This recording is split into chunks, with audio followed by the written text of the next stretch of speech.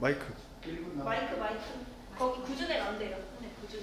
핸드 마이크 밑에. 마이크 찾았는데? 주준이 옆으로. 이걸로 하면 돼요? 네.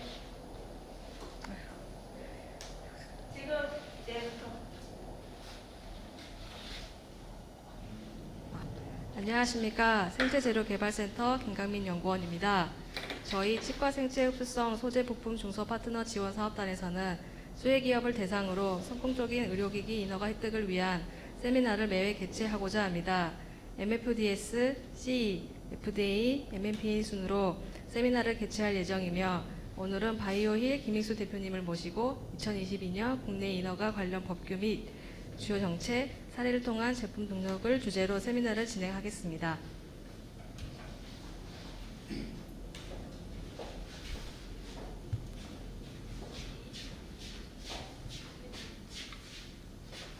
안녕하세요. 방금 소개받은 바이오일 김익수입니다.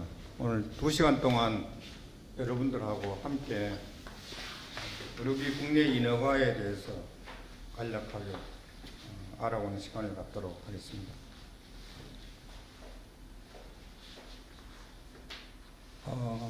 저는 여기 보시는 것처럼 1981년 단교로 인간해가지고 28년 동안 생활을 하고 의료기기업을 지금 10년 이상 해서 의료기기 관련된 업무를 지금 한 41년째 하고 있습니다. 오늘 강의할 내용입니다. 의료기기 사업 개요부터 질의응답 등으로 이렇게 진행하려고 합니다. 지금 질의응답이 나왔는데 제가 먼저 질문을 하고 시작하도록 하겠습니다. 서로 설명하니까.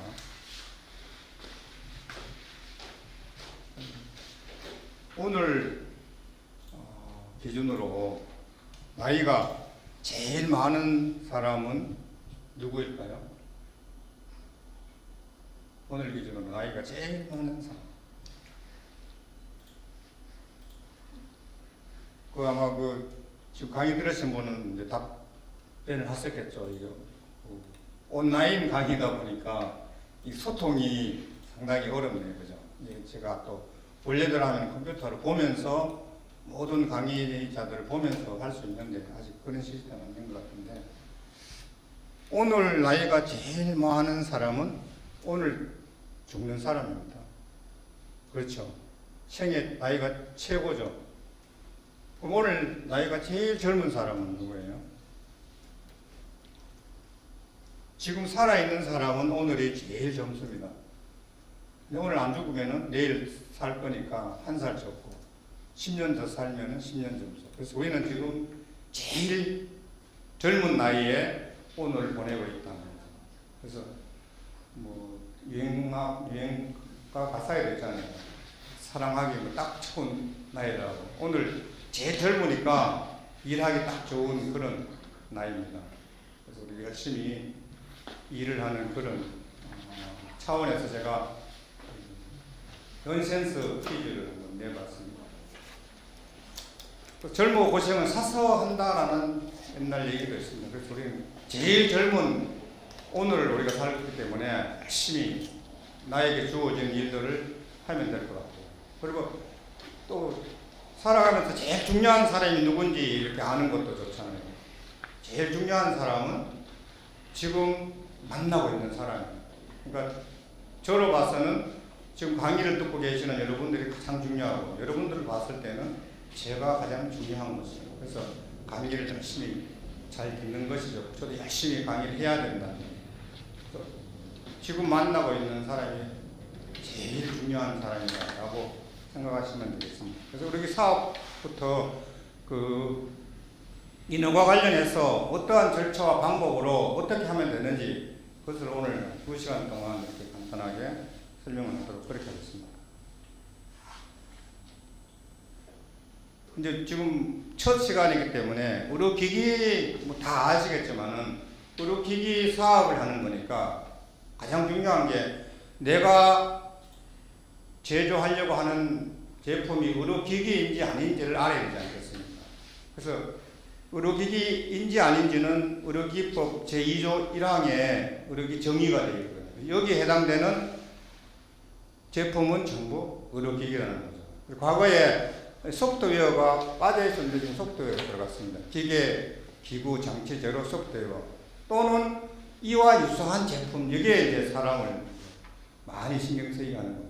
그래서 우리나라는 식약처에서 의료기기 품목별 등급에 관한 규정해서 전체적으로 다 이름을 지어서 고시를 해놨습니다. 거기에 해당되면은 무조건 의료기기가 되고 해당되지 않을 때는 여기에 비춰서 확인을 하고 사용 목적이 여기 나와 있는 1, 2, 3, 4에 해당되는지를 알아보고 그것도 의심스러우면 식약처에 질의를 하면은 식약처에서 알려주게 그렇게 되어 있습니다. 그래서 내가 하고자 하는 것이 의료기기다. 그러면 의료기기를 하려면은 이 허가를 반드시 받아야 시장에 진출할 수 있게 됩니다. 그래서 의료기기 산업은 어떤 산업이냐? 의료기기 산업 상당히 어렵다고 다들 얘기하지 않습니까? 어쨌든 약품보다는 쉽죠. 그래서 의료기기 산업은 규제 산업이라는 거죠. 아래에 있는 것들은 참고하시고 지금 인허가를 설명하기 때문에 규제 산업입니다. 그래서 인허가 절차가 까다롭기 때문에 진입 장벽이 높다는 거예요. 그래서 의료기기 산업은 선진국 산업이다 이렇게 우리가 얘기할 수 있습니다. 그래서 우리나라도 이제 선진국인데 그래서 좀 더 발전된 그런 의료기기 기업들이 많이 나오지 않을까 이렇게 기대를 해봅니다. 그래서 이 많은 그 표준들이 적용되고 규제들이 적용되어야 사업이 제대로 이제 갈 수 있는지 확인되기 때문에 인허가 절차가 까다로워서 진입 장벽이 상당히 높다 이렇게 우리가 알고 있습니다. 그래서 그런 규제 산업이기 때문에 어떻게 대응해야 되느냐 하는 것이죠.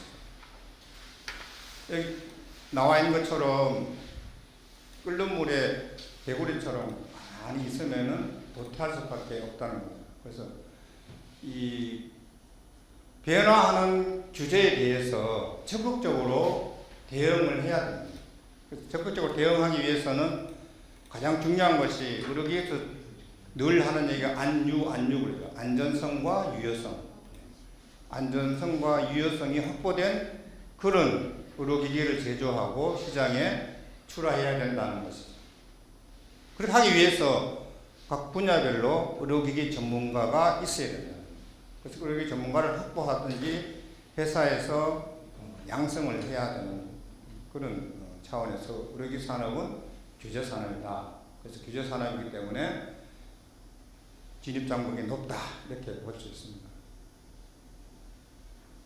그럼 우리가 의료기기 사업을 해야 되는데 어떤 절차로 해야 되느냐 하는 것을 간단하게 설명드리겠습니다. 제일 먼저 해야 될 게 사업자 등록을 해야 되는 거예요. 사업자 등록 보면은 간이 사업자, 일반 사업자, 법인 사업자 이렇게 나눠질 수 있고 그 사업자 보면은 좌측에 업태가 있고 우측에 종목이 있어요. 거기에 의료기기 제조업, 수입, 판매 이런 것들을 기록을 해야 되는 거예요. 사업자 등록에. 그 사업자 등록을 했으면은 제조업 허가를 받아야 돼요. 그 의료기기 제조업 허가.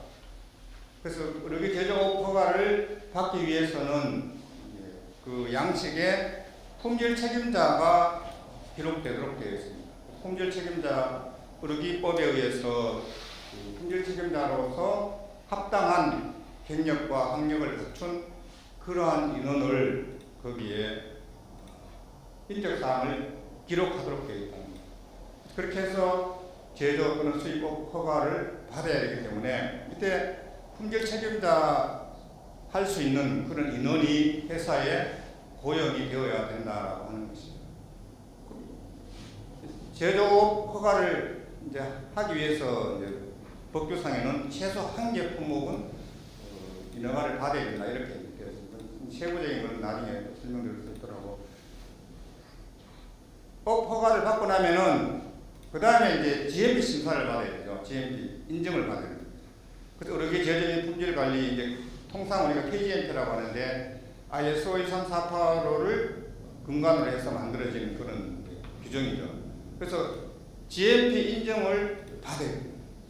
이것만 받아서 또 되지 않죠. GMP 인정을 받고 나서 제조, 신고 1등급, 인정 2등급, 허가 3, 4등급에 대해서 또 지각처로부터 이렇게 인허가를 받아야 된다. 그래서 이제 성공적인 의료기기 인허가 획득을 위한 세미나 이렇게 돼 있는 거예요. 이때 중요한 거는 기술 문서라는 거죠. 인허가하기 위해서 가장 중요한 것이 기술 문서를 시각처에서 요구하는 대로 만들어 가지고 시각처에 이제 기술 문서 심사 기관에 신청을 해야 되는데, 이 기술 문서를 잘 만들기 위해서는 연구 개발부터 실질적으로 필요한 모든 문서가 만들어져야 된다는 거죠. 그것을 잘 정리해서 기술 문서를 만들어야 돼요. 그래서 이렇게 해서 인허가를 받아가지고 이제 시장에 출하하게 되느냐? 그렇지 않다는 거죠. 이제 품목에 따라가지고 이거 해당되는 경우라고 생각하는데, 신기술, 신의료기술 평가 또는 보험 등재를 해야 됩니다. 여기 해당되면은 물론 해당되지 않는 의료기기도 있으니까 인허가 받고 또 이런 그 보험 등재까지 끝나야 시장에 나올 수 있다는 거예요. 그래서 유통하고 시장에 판매하게 되면은 임대를 하든지 수리를 하든지 그런 것도 해야 되고, 지금 추가적으로 이제 강조되고 있는 것이 사후관리입니다. 사후관리. 그동안 이 사후관리라고 하는 그 용어가 의료기기 법에 없었죠. 재심사라는 용어가 들어있었습니다. 의료기기법 제8조에. 근데 그것이 사후관리라고 했습니다. 이제 사후관리가 CE든지 FDA든지 엄청나게 이제 강조를 하고 있고, 우리나라도 똑같이 사후관리를 강조하고 있습니다.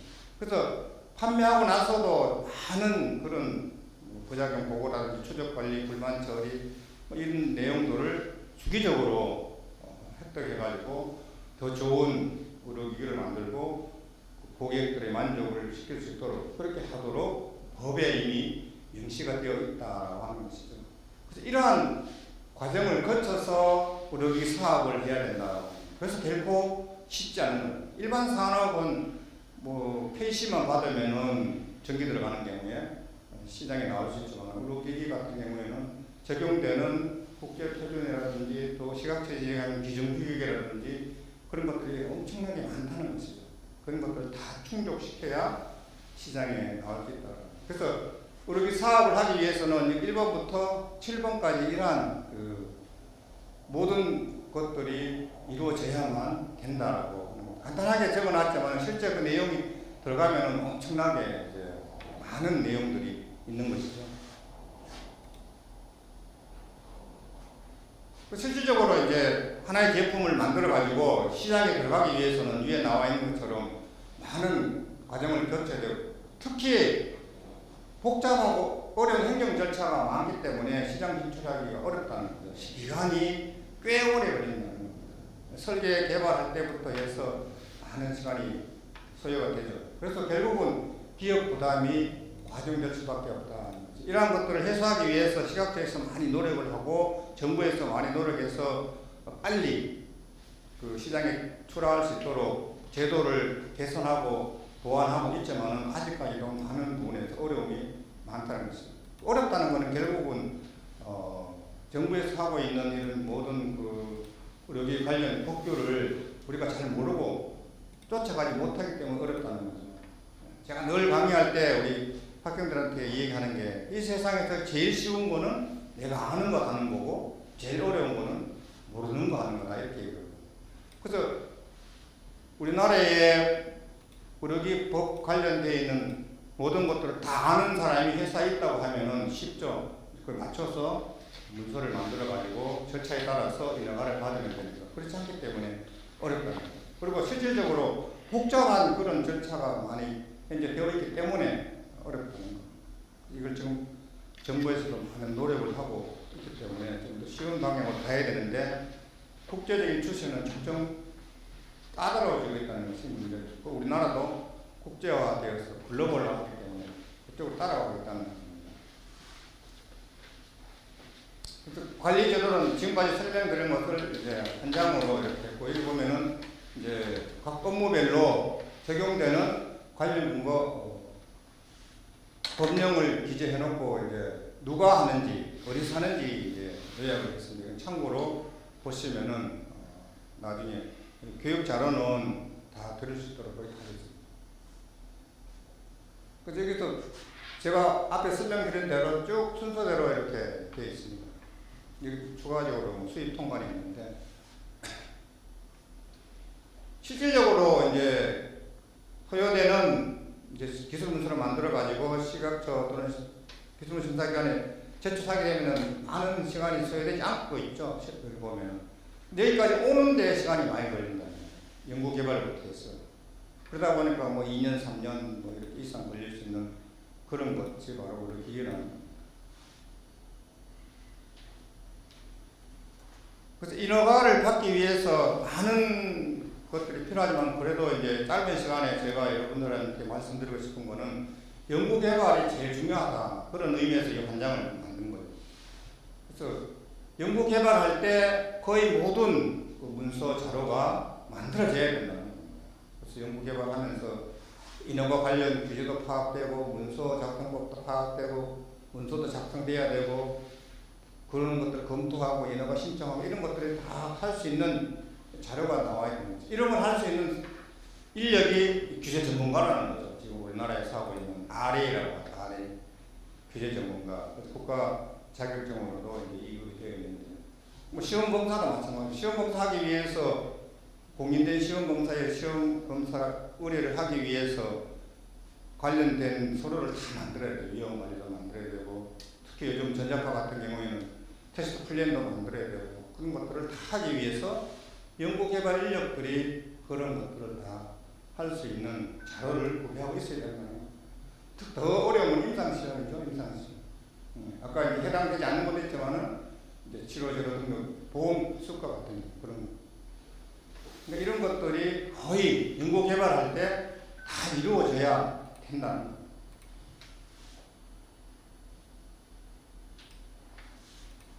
그래서 이런 것들을 다 하기 위해서 의료기기 제조사는 어떤 것들이 필요한가 제가 간략하게 한번 뽑아봤습니다. 그래서 뭐 좀 어려운 그런 요구일 수도 있겠지만은 이 규제 환경 우리나라 뭐 판매를 하든 유럽에 판매하든 미국에 판매하든 뭐 다른 캐나다는 여러 군 뭐 브라질 이렇게 판매를 하기 위해서는 각 국가별로 규제가 다 다르죠. 그래서 규제 환경 변화에 대한 우리 그 CEO님들의 그 인식이 바뀌어야 된다는 겁니다. 아, 과거처럼 쉽게 인허가가 되지 않는다 하는 것들을 인식하셔야 된다. 참 어렵다. 의료기기를 인허가 받기 위해서는 장벽이 점점 높아지고 있구나 하는 것들을 인식하고, 그렇기 때문에 규제 국제 표준 전문 인력이 있어야 된다. 아까 얘기한 연구 인력도 전문 인력이 있어야 된다. 우리 회사에서 제조하는 제품에 대한 것들을 적용되는 표준이 무엇인지, 기존 규격이 무엇인지, 규제가 무엇인지 이런 것들을 다 알고 설계 개발을 해야 된다는 거죠.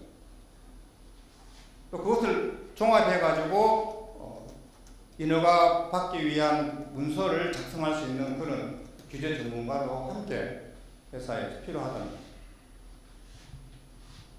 그래서 이런 인원들이 있으면은 뭐 규제와 국제 표준과 제조 등에 맞는 중요한 것이 아까 GMP라고 했지 않습니까? 그 품질 시스템을 구축해야 됩니다. 내 회사에 맞는 품질 시스템. 근데 우리나라는 지금 대부분 시각처에서 샘플로 이렇게 업로드 해줬기 때문에 거의 비슷하게 만들어버려요. 큰 회사든 작은 회사든. 작은 회사는 하는 일이 적기 때문에 거기에 맞춰서 작게 만들어야 되고, 큰 회사는 하는 일이 많으니까 좀 세부적으로 잘 만들어야 되는데, 그 얘기는 제조사 특성에 맞는 품질 시스템을 먼저 구축해야 되고, 회사가 커지면 커질수록 그것을 더욱더 보완해서 세부적으로 만들어야 된다. 또 이 고객과 규제 요구사항을 충족하는 그런 제품을 설계를 해야 돼요. 그렇게 하기 위해서는 관련된 표준이나 규제, 기준비 이런 걸 다 알아야 됩니다. 설계하는 설계일. 거기에 맞춰서 제조하고 판매했을 때 사후 관리도 지금 계속해서 법규에 따라서 규제에 따라서 해야 되는 거죠. 그 중요한 것이 이제 요 마지막입니다. 이 규제나 국제표준 요구사항 품질관은 문서를 작성하고 유지 관리를 해야 된다. 아무리 제품을 세계에서 제일 제품을 만들었다고 하더라도 문서가 작성되지 않으면 앞서 설명드린 그 인허가를 받을 수 없기 때문에 출하가 되지 않는다. 그래서 이 요구사항대로 문서를 잘 작성해가지고 인허가를 받을 수 있도록 해야 되고, 이건 살아있는 문서이기 때문에 계속 유지 관리를 해줘야만 된다는 겁니다. 그래서 인허가를 받기 위해서는 최소한 제조사에서는 기본적으로 이러한 것들을 알고 이런 것들을 할 수 있는 인력이 있어야 되고, 인력이 이러한 것들을 잘 모르면은 교육기관에 교육을 보내서 교육을 받도록 그렇게 해줘야만 된다는 것입니다. 그래서 지금 우리나라에서 이제 하고 있는 제도가 이제 규제 전문가라는 제도입니다. 규제 전문가. 그래서 뭐 RA라고 하는데 통상적으로 QRA라고 품질하고 이제 규제하고 같이 할 수 있도록 하기 위해서 규제 예고 사항에 대한 전문적 지식을 갖추고 있는 그런 사람이 이제 규제 전문가라는 거예요. 그래서 1급은 아직까지 민간 자격이지만 4개가 국내 인허가, 품질관리, 임상 해외 인증 이렇게 되고, 2급은 국민 자격으로 2018년 10월 달에 됐습니다. 그래서 MDR에서도 규제 준수 책임자 1명을 고집하도록 이렇게 15아티클에 되어 있다는 거죠. 그래서 이 인원을 간략하게 제가 빨리 자격 기준은 이렇게 2급은 업무 능력이 QRA 업무 능력이 상급 수준, 1급은 최상급 수준이라는 거죠. 그래서 이제 과목은 주로 이제 국내 인허가 중에서 시판전 할 때는 여기 나와 있는 이런 것들을 이제 알아야 시험 칠 때 합격할 수 있다는 의미에서 이제 정해놨습니다. 여기 보면은 인허가 제도 이렇게 있죠. 기술 문서, 국제표준화 기술 문서는 4등급을 얘기하는 것입니다. 기준기구, 시험 검사. 거의 모든 것들을 알아야 됩니다. 그다음에 사후관리. 여기 보면 이제 그 재심사가 빠져있죠, 재심사. 원래 여기 재심사가 이제 의료기 법이 바뀌면서 사후관리로 바뀌었습니다. 과거에 의료기 재심사 재평가 따로 했는데 제가 지워버렸어요. 법이 바뀌었어요. 품질관리 이제 GMP 총론부터 해서 특히 이제 밸리데이션이라든지 사용 적합도, 유지빌리티 이러한 것들 위험 관리 하기 위해서는 설계 개발할 때 이러한 것들을 다 해야 된다는 거예요. 임상은 더 이제 어려운 거죠. 관련된 이런 것들을 다 해야 되는. 1급은 각각에 대해서 자격을 부여해 준다라고 이렇게 되어 있습니다. 2급은 전반적인 것이고, 1급은 각 과목별로. 해외 인허가 주로 이제 미국, 유럽, 일본, 중국, 이제 MD 사업 요 정도로 이제 범위를 축소해서 하고 있습니다. 어떻게 보면은 많은 그런 일들을 해야 되고 많은 것들을 알아야 된다고 알고 있습니다. 그래서 앞에서도 여러 번 설명했지만은 규제 전문가가 왜 필요하냐. 각 나라별로 적용되는 규제가 조금씩 다르다는 기본적인 거는 거의 비슷하지만 조금씩 다릅니다. 그리고 이 국제표준이 3년 내지 5년 주기로 계속 변하고 있습니다. 특히 2020년도에 전기 들어가는 제품에 대해서는 거의 다 업데이트 됐죠. 많이 바뀌었습니다. 그래서 이 전문가가 있어야 개발 기간도 단축되고 인허가가 빨리 받아주기 때문에 시장 진출할 수 있는 기간이 단축된다. 그래서 꼭 필요하다는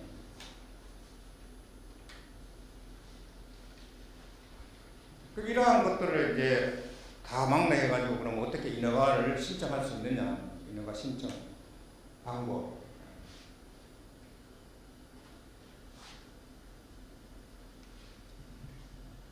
그래서 내가 만드는 제품에 대해서 관련되어 있는 법규나 기준 규격을 다 알고 있어야 돼요. 그래서 회사에서 엔지니어들이 이제 설계 개발했을 때 그 설계 파일이 있을 겁니다. 그 파일을 다 알아야 되고, 거기 설계하면서 나와 있는 제품 표준서, 품질 경영 계획서라고 하죠. 제품 표준서를 보고 이 인허가 관련되어 있는 기술 문서를 만들어야 된다는 거죠. 그래서 이런 것들을 미리 다 알고 있어야 됩니다. 알고 있어요. 그리고 중요한 거는 제가 이제 그 제조사에 근무를 했기 때문에 제가 이제 이 인허가를 담당할 때는 미리 그 담당자하고 계속 소통을 했다는 겁니다. 기술문서 심사는 시각처에 그때는 전부 시각처에 가 있으니까 가서 만나고 이메일도 보내고 전화도 하고 이렇게 해서 아주 친밀한 관계를 모르면 물어보고 이렇게 해서 요즘 공무원들은 뭐 주는 거는 절대로 안 받습니다. 절대로 안 받습니다. 그러나 아주 친절하게 잘 설명해줘요. 그래서 아주 내가 만드는 제품을 인허가하는 그런 인원하고 관계를 유지해야 됩니다. 제일 중요한 게 적대 관계하면 안 된다. 뭐 좀 내가 이런 자료를 제출하면 자꾸 요구한다 그래가지고 시각차에 있는 인원들이 너무 나한테 많은 것을 요구한다 이렇게 해서 짜증낸다든지 뭐 거기에 대해서 좀 너무 안 좋은 그런 인상을 보인다 이러면은 서로 좋지 않습니다. 그래서 아주 친밀한 그런 관계를 유지해야 되는 거죠. 그래서 그 심사위원이 오케이 하면은 될 것을 자꾸 더 미상 보이면은 요구할 수도 있잖아요. 그러진 않겠지만 어쨌든 간에 뭐 좋은 관계에 이르는 것이 좋습니다. 그래서 이 회사에 인허가 담당자가 있으면은 자주 시간을 줘야 돼요. 담당자하고 소통할 수 있도록 만나서 대화할 수 있도록 그렇게 하면은 쉬워져요. 그렇게 하고 이제 중요한 것이 이제 참 좋은 것이 시각처에서 우리가 이 업무를 하기에 편리하도록 거의 대부분 해설서라든지 이런 안내서 옛날에 가이드라인이라고 그러죠. 그런 것들을 만들어서 업로드 시켜놨습니다. 그것을 찾아서 내가 만드는 우리 회사에서 만드는 그런 제품하고 똑같은 게 있으면 제일 좋죠. 그것을 다운로드 받아가지고 그거하고 보면서 내 거를 만들어가는 거예요. 근데 찾아보니까 없다. 아직까지 안 만들었어. 그럼 가장 유사한 그런 민원인 안내서를 찾아가지고 그걸 보고 만드는 것이 좋다는 거죠. 만들 때 그냥 만들지 말고 체크리스트를 만들어가지고 빠진 것이 있는지 없는지 확인하면서 이렇게 만들면 좋습니다. 그렇게 해서 기술문서 초안이 완성되면은 바로 그 시각자에 신청하지 말고 담당자한테 가서 한 번 더 검토를 받는 것이 좋습니다. 검토를 받으면 물론 뭐 시간이 많이 없으니까 어쨌든 간에 친밀한 관계를 유지하면은 해주잖아요. 그렇게 해서 한번 이렇게 하면 어떻습니까? 라고 이제 또 검토를 맡으면 그 다음에 신청하면은 바로 그것이 인증서가 나오잖아요. 제가 실제 이렇게 해보니까 뭐 상당히 오래 걸린다고 하는데 한 달 만에로 인허가를 받은 적이 있거든요. 실질적으로. 그래서 어떤 좋은 관계를 위해서 시각처에서 요구하는 포맷에 맞춰가지고 제대로 기술문서를 작성해서 관련된 서류를 딱 갖춰서 제출하면은 바로 나온다는 거죠. 보완도 안 나오고. 그래서 이런 것들이 다 되면은 그때 가서 전자민원 사이트에 가서 이제 허가 신청서, 기술문서 심사 의뢰서 두 가지를 작성해가지고 제출. 허가 신청서는 한 장이고 기술문서 심사 의뢰서는 각 항목별로 미리 그러니까 작성해서 드래그해서 갖다고 포맷에 집어넣기만 하면 되는 겁니다. 여기서 시범을 보여주면은 좋겠지만은 그렇지 않고 어차피 PC를 여러분들 다 잘 사용하니까 미리 그러니까 각 항목별로 만들어 한 줄 되더라도 한 항목으로 만들어요. 파일로.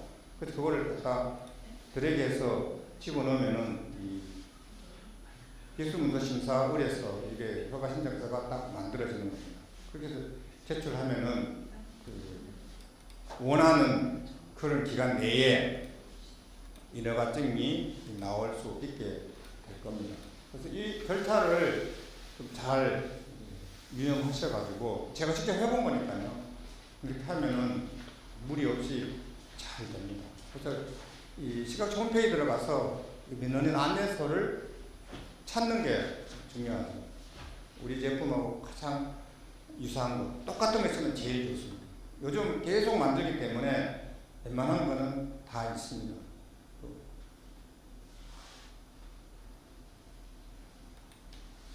이제 지금부터 나오는 거는 앞에서 제가 설명드린 내용들을 뒷받침하는 그런 법규들이에요. 그래서 법규에는 대충 이러이러한 것들이 되어 있으니까 이런 것들 찾아보고 하면 된다고 하는 거죠. 그래서 이 허가를 받기 위해서 필요한 이제 의료기 법이 있고 시행령이 있고 시행규칙이 있고 고시가 있다라고 하는 것이죠. 이런 것들을 우리가 다 알아야 되는 거죠. 알아요.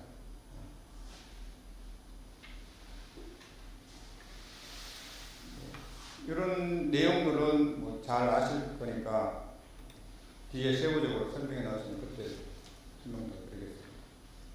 그 의료기기 법은 의료기기 효율적인 관리, 또 국민보건 항생에 이바지한다라는 목적을 딱 두고 만들어 놨다는 거죠. 국민보건은 효율적으로 관리하기 위해서 어떻게 해야 된다. 법에 기본적인 걸 제시해주고 시행규칙을 만들고 거기에 따라서 시각투자의 고시를 만들어가지고 이제 규정을 만들고 해서 하도록 이렇게 되어 있다는 거죠. 그래서 우리 법은 이제 8장까지 되어 있습니다. 그래서 뭐 개정하더라도 그 속에서 예를 들어서 처음에 만들 때 뭐 8장 하나만 있었으면은 8-1, 8-2 이렇게 해서 이렇게 이 장은 변화시키지 않고 그대로 유지하면서 업데이트하고 있는 그런 것들을 우리 법을 읽어보면은 알 수 있습니다.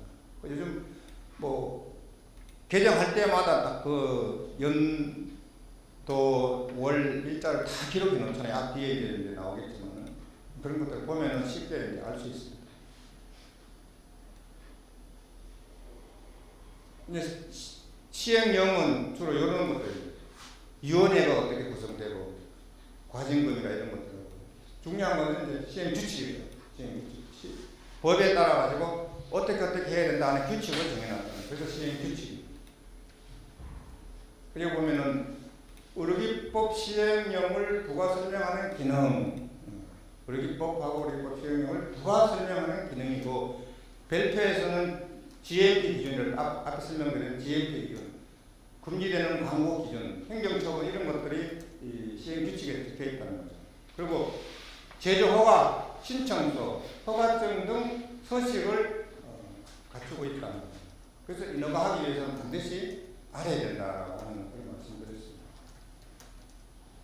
그 다음에 이제 더 세부적으로 만들어 놓은 것이 고시 기준규칙이라는 거죠.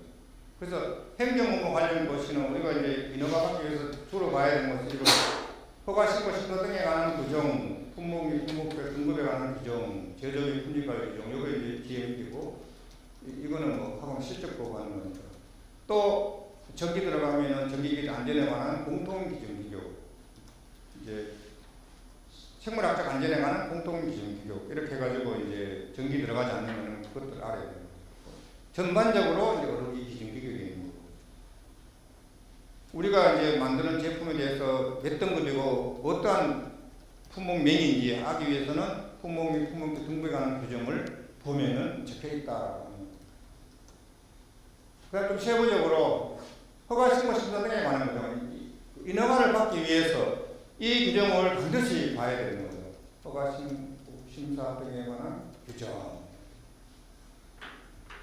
그리고 이제 설명을 해놨습니다. 이러한 일들을 하게 된 주로 허가 신고 심사에 대해서 세부 사항 규정하고 있고 기술 문서를 어떻게 심사하는지 첨부 요건 자료는 어떻게 되어야 되는지 심사원에서는 어떻게 작성하는지 이런 내용들이 여기에 허가신고 심사 등에 관한 규정에 자세하게 기록되어 있다는 것, 이것을 잘 보고 앞에서 말씀드린 그러한 절차에 의해서 기술 문서를 만들고 허가 인증 신청을 해야 된다는 것. 그 다음에 제조업의 품질관리 GMP죠. GMP를 받기 위해서는 이 GMP를 받기 전에 이런 다른 품질 매뉴얼과 품질 절차서를 만들고 양식을 만들고 거기에 따라 가지고 생산을 하고 나서 신청을 해야 되는 거죠. 그래서 이 GMP를 받기 위해서 지금 이제 올해가 2022년이죠. 작년에 2021년도에 그 GMP 해설서가 8월달인가 그렇게 6판이 발행됐죠. 6판인가. 그거를 이제 봐야 돼요. 그 전에 5판은 이제 그 전년도에 만들어진 거거든요. 가장 최근에 만들어진 거는 작년에 6판입니다. 그 내용을 참고해가지고 만들면 준비를 하면 될 것이죠. 그 GMP 받으면은 3년마다 갱신을 해야죠. 지금 광고나 임상시험에 넘어가도록 하겠습니다. 어쨌든 이러한 것들에 많은 그 규제가 있다는 거죠. 많은 그 기준규격이라든지 고시라든지 이런 것들을 알아야 된다는 거죠. 그래서 이 공통기준규격이 4가지가 있는데 전기가 들어가는 제품은 전기기계적 안전에 관한 공통기준규격 IEC로 6060-1인 거죠. 그 다음에 이제 전기가 들어가지 않는 것, 생물학적 안전에 관한 그 ISO 10993 시리즈가 어떤 것들에 해당되는지 적용을 해야 됩니다. 그 다음에 이제 원래대로 하면은 이제 6060 1-1이고 이번에 1-2니까 이제 보조규격이죠. IEC로 봤을 때는. 근데 우리나라는 이렇게 이제 똑같은 레벨로 전자파 안전에 관한 공통기준 규격 이렇게 이제 고시를 해놨습니다. 그래서 6060 1-2 이제 4판이 적용되고 있죠. 4.1판이 나왔어요. 2020년도에. 어쨌든 아직까지는 우리나라는 아직 3판이 적용돼요. 4판이 적용되면은 그 시험하기 위해서 테스트 플랜을 작성하도록 돼요. 제조사에서 작성해가지고 시험 기관에 제출하도록 되어 있습니다. 과거에 공통기준 규격 2판에서 3판 넘어갈 때 리스크 매니지먼트를 해서 문서를 다 가지고 장비와 함께 이제 시험 기관에 제출한 것처럼 전자파도 그렇게 돼 있다는 거예요. 점점 이렇게 강화되고 있다라고 하는 겁니다. 그래서 현재 우리나라는 이제 이런 내용들을 과거에는 이제 시험소도 열악하고 하기 때문에 이제 많이 이제 줄였죠. IEC에 있는 내용들을 다 할 수 없으니까 일부만 할 수 있는 부분만 해서 했지만 지금은 100% 똑같이 번역해서 그대로 이제 고시해 버렸습니다. 그래서 뭐 국내에 하면은 시라든가 해외에 할 수 있도록 똑같은 그런 표준이 되기 때문에 어떻게 보면은 잘 됐다고 볼 수도 있죠. 그래서 과거에 생각을 하면 안 된다는 겁니다. 과거에는 쉽게 되는데 좀 왜 자꾸 어렵나 이렇게 하는데 국제화되고 글로벌화돼서 국제 표준하고 똑같은 수준으로 기준 규격이 만들어졌다는 거죠. 아직까지 만들어지지 않는 것은 만들고 있습니다. 그래서 계속해서 업로드 시키고 있고 용역을 줘서 만들어 가지고 또 계속 시각처에서 적용을 하고 있습니다. 고시를 변경시키죠. 그래서 이런 것들을 다 적용을 해야 된다는 것이죠.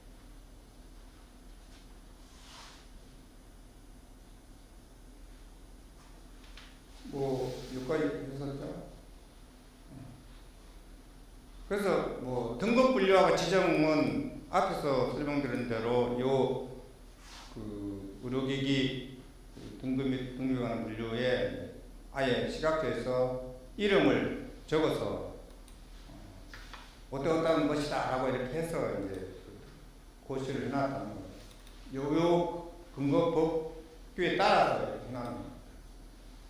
그래서 위험도에 따라 가지고 우리나라는 1등급, 2등급, 3등급, 4등급 이렇게 나눠져 있죠. 그래서 이 잠재적 위해의 판단 기준은 이렇게 이제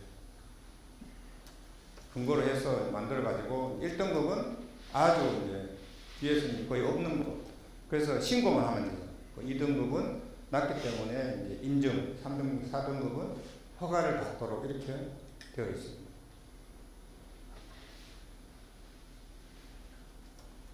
근데 이제 거기에 이제 한 지금 2,200개 정도 이제 되어 있는데 의료기기인지 아닌지 애매한 게 있어요. 거기 딱 맞으면은 그 제품명하고 등급을 이제 적용하면 되는데 애매할 때 이게 의료기기인지 아닌지 이제 어떤 경우는 이제 의료기기이면서도 의료기기 아닌 것처럼 하고 싶은 제조사가 있어요.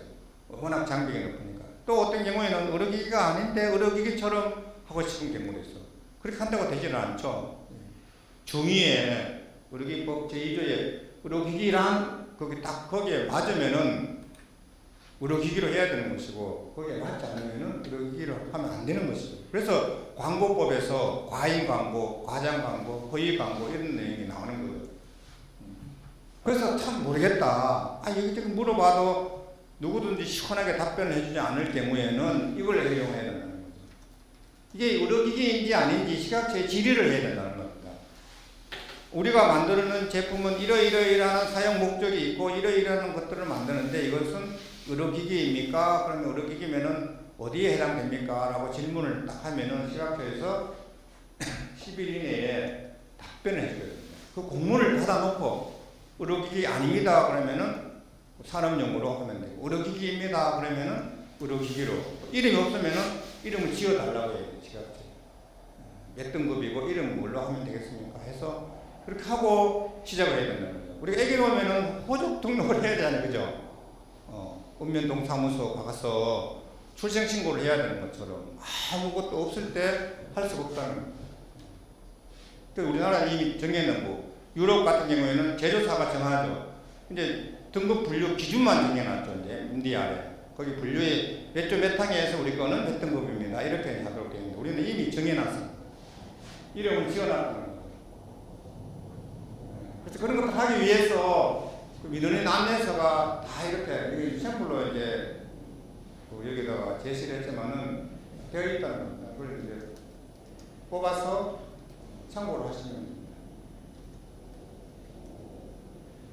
그래서 이제 앞에 설명드린 것들 세부적으로 나오는 거죠. 제조업 허가를 받아야 돼요. 제조업 허가. 여기 보면은 우리 제조업 허가 신청서 아까 설명드렸죠. 품질 책임자 자격 확인 서류를 같이 넣어야 된다. 우리 회사에서 만드는 의료기기를 만들어야 되기 때문에 허가할 때 품질 책임자 기준에 맞는 그런 자격 기준 확인 서류를 학력, 경력 그런 것을 넣어서 딱 이름을 적고 서류를 같이 첨부해서 신청을 해야 된다라고 합니다. 그래서 관할 지방 시각증 신청하면 25일 이내에 검토해서 알려주게 되어 있다는 거예요. 그럴 때 요 사이트에 들어가서 하시면 되겠습니다.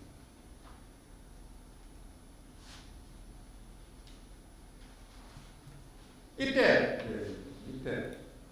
제조 수입 허가 신청 때에 한 개 이상의 허가 인증 또는 신고 동시에 하라 되겠죠. 제품 하나를 만들어놔야지. 진짜로 네가 의료기기를 하는지 안 하는지 내가 어떻게 아느냐. 그러니까 네가 만들어 놓은 거 하나를 제품 허가를 받든 인증을 받든 신고를 하든 같이 접수해라. 이렇게 이제 규정이 되어 있다는 거예요. 그래서 1등급은 신고하면 되고 의료기기 안전정보원에 2등급은 인증을 받으면 되고 안전정보원에 그 외에 1, 2등급 등급도 허가 대상이라든지 3, 4등급은 시각처에 허가 신청을 해야 된다. 허가할 때 동시에 하나 이렇게 돼 있다는 거죠.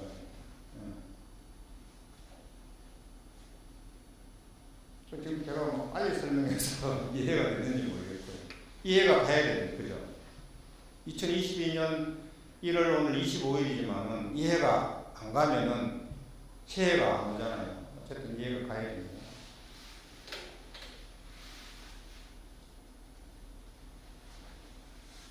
GMP는 왜 하는 거예요? GMP. 제가 앞에 설명드린 것 하나하나 지금 이제 세부적으로 나오는 거예요. GMP는 시각처에 이렇게 적어놨어요. 안전하고 유효하고 의도된 용도대로 사용 목적에 맞게 품질을 일관성 있게 만든다. 이게 중요합니다. 일관성 있게 만든다. 그래서 시스템을 구축하라는 거예요. 시스템. 이 시스템 속에 들어가면은 항상 그 요구하는 수준대로 양질의 의료기기가 만들어질 수 있게끔 하는 것. 그게 GMP라는 거예요. 그래서 GMP 심사를 하는 거죠. 그래서 이거를 GMP 심사를 받으면은 이제 우리나라는 3년마다 한 번씩 갱신 이제 심사를 하죠. CE 같은 경우는 사후 심사가 매년 나오죠, 매년.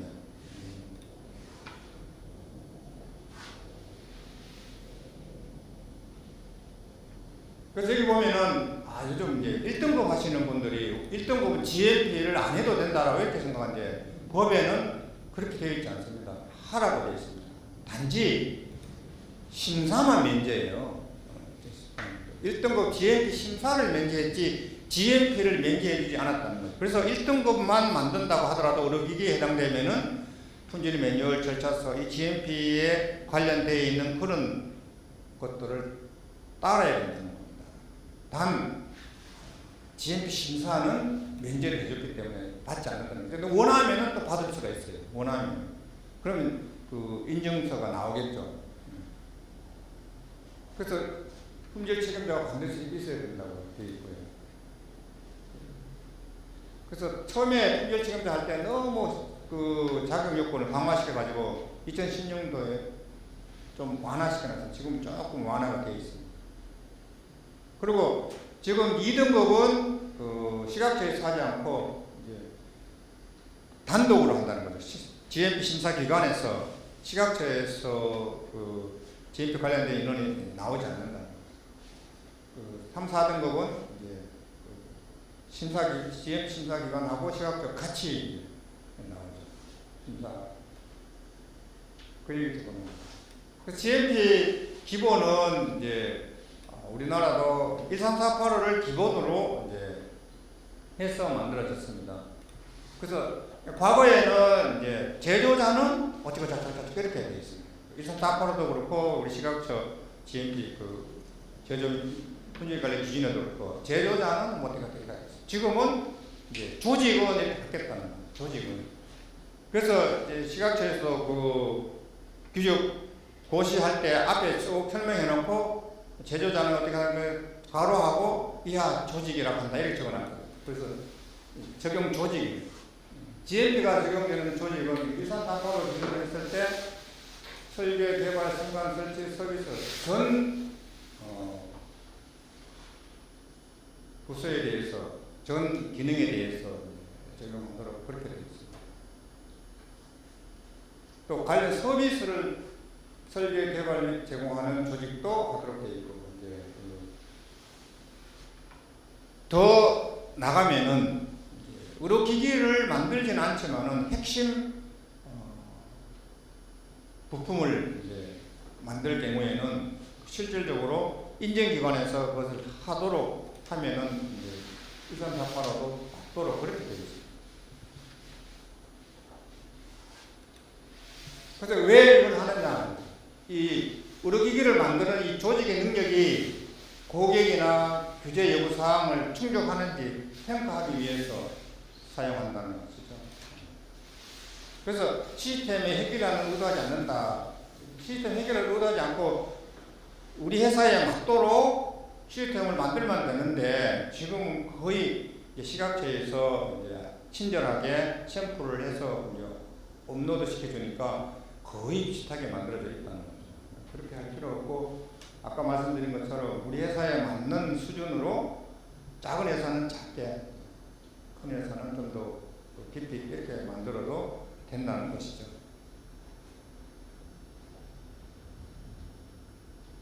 그래서 이 지금 이제 13485 전체적으로는 2016 버전이 지금 우리나라도 2016 버전으로 제조 및 품질 관리 기준이 만들어져가 있죠. 적용하고 있습니다.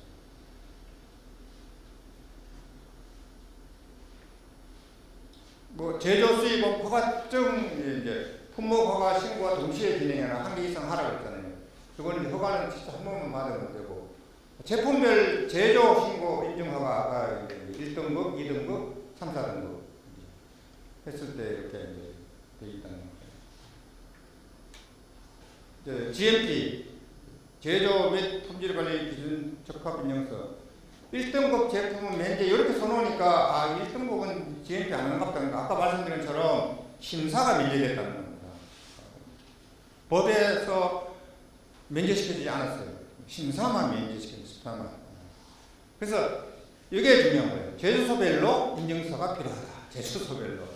이제 제가 이제 광주에 본사가 있고 또 서울에 제조소가 있다.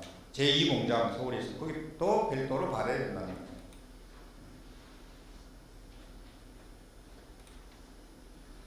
판매업 관련된 것 이제 아직까지는 이렇게 돼 있어요. 의료기기 취급자가 아닌 자에게 판매할 경우는 필요. 제조하고 있는데 이것도 못 쓰는 게 많죠. 지금 작년에 바꾸려고 하다가 아직 못 바꿨어요.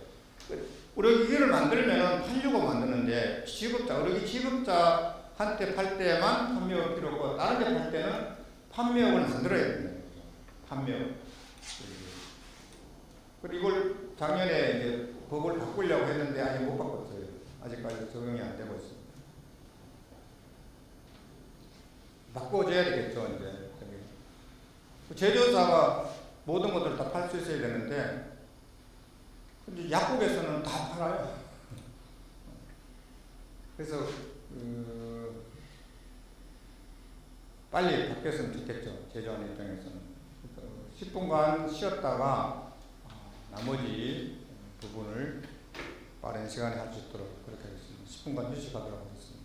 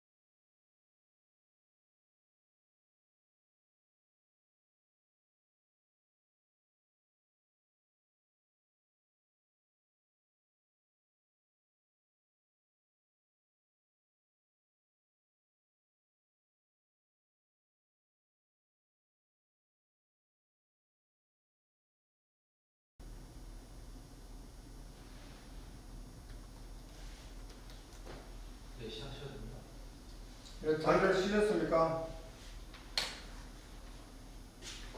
마이크.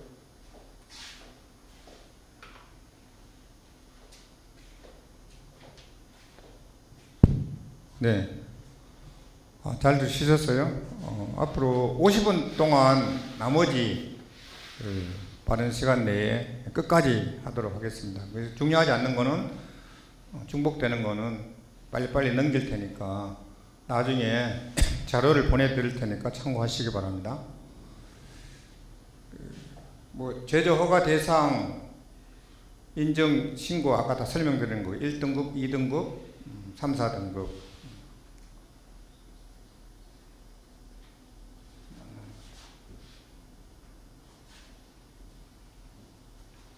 뭔가가 잘 안 넘어가네.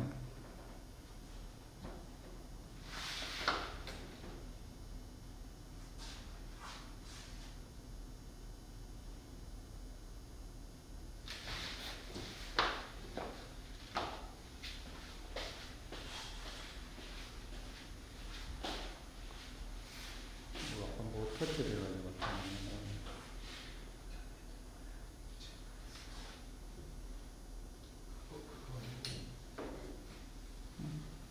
일찍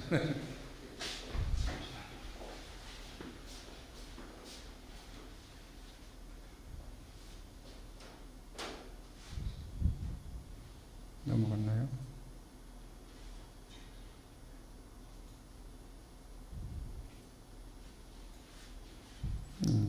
지금 시스템이 잘 안 넘어갔어. 여기서 설명드릴 수 있도록 하겠습니다. 뭐 2등급 인증이지만은 인증 제외되는 거는 여기 나와 있는 것처럼 이러한 것들은 실제 시각처에서 허가를 하고 있다는 거죠. 나중에 한번 보시기 바랍니다.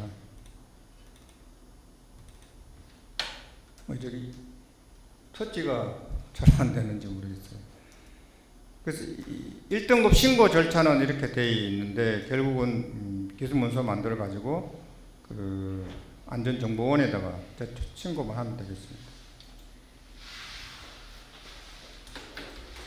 2등급 중에 이제 동동공고 제품 관련돼서는 이런 순서대로 이제 하게 되어 있고요. 본질적 동동 품목 비교 대상 제품은 이렇게 이제 하도록 되어 있습니다. 3, 4등급은 이제 시각처에서 이렇게 허가를 받아야 되는 거죠. 이거 뭐 날짜 이런 거는 크게 중요하지 않아요. 아까 설명드린 대로 잘 하면은 빨리 나올 수 있고 또 이게 또 심사하는 분이 바쁘면은 더 걸릴 수도 있어요. 그래서 보안을 때리죠. 그래서 그런 거 안 내고 빨리 받고 싶으면은 관계를 잘해서 미리 검토받고 해가지고 빨리 받을 수 있도록 그렇게 하는 것이 좋습니다. 업무 이제 하나의 방법이죠. 테크닉. 그래서 이 관련된 모든 것들은 이 공무원 지침서라든지 민원 안내서에 있는데 홈페이지 할 때는 여기 나와 있는 대로 이렇게 들어가서 보시면 되고, 그래서 홈페이지 띄워지면은 여기에 이제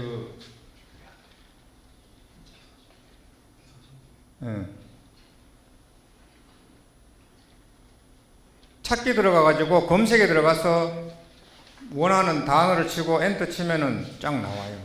의료기기 치고 엔터 치면 의료기 관련된 것들이 쫙 나오기 때문에 그때 보시면 되고, 이제 두 가지가 있어요. 여기 나온 것처럼 공무원 지침서가 있고 민원 안내서. 공무원 지침서는 그 시각처에 있는 공무원들이 이제 하는 거죠. 그래서 그것도 참고하면은 좋습니다. 특히 이제 우리가 참고해야 될 게 민원인 안내서라고 하는 거죠.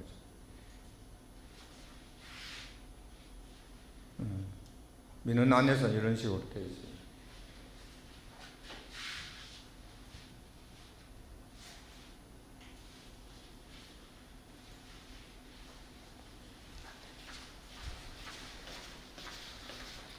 이 기계가 갑자기 말을 안 들어가지고요.